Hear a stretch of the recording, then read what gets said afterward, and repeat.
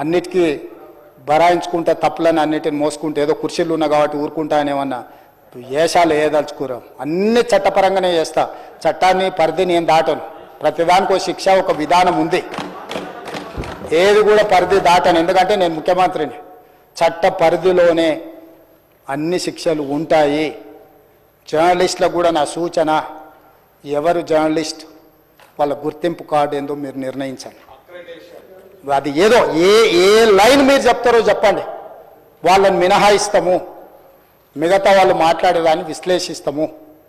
వాళ్ళందరి గురించి చర్చ చేద్దాం. అవసరం అనుకుంటే తమరు అనుమతిస్తే నాకు ఒక రోజు దాని మీద చర్చ పెట్టాలని ఉంది సభలో. అధ్యక్ష, సభా నాయకుడిగా నా రిక్వెస్ట్ మీకు ఒకటే, ఈ విశృంఖలత్వాన్ని ఆపాలి. ఎక్కడో ఒక దగ్గర దీనికి పరిష్కారం చూపించాలి అధ్యక్ష. పరిష్కారం చూపించకపోతే భవిష్యత్తులో ఈ తెలంగాణ సమాజానికి ఇది ఒక చీడపురుగులాగా ఈ వ్యవస్థను దెబ్బతీసే పరిస్థితి వస్తుంది. దానికోసం చట్టసభలు, కరెక్ట్ శ్రీధర్ బాబు గారు చెప్పినట్టు, దీనికి చట్టసభలే ఉన్నదే చట్టాలు చేయడానికి. దానికి చట్టం చేద్దాం.